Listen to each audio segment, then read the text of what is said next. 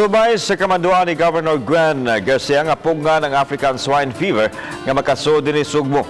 Ang Talisay City Veterinary Office mi-pull out sa mga pork products nga gimanufacture sugod sa Enero karong tuiga hangtod karon.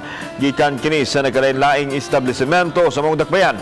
Samtang iklaro sa gobernador nga ang mga baboy nga gikan sa Luzon ang nalakip yun sa ban.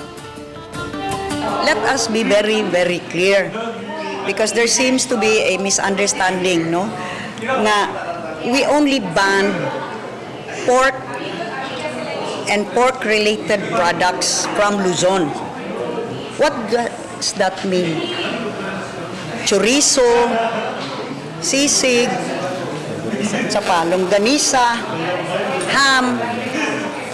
Kaya doon na magyapoy mga nangutana, ang corned beef, ang chicken sausage. Kung ang corned beef nimo, pork and beef di ay ban na.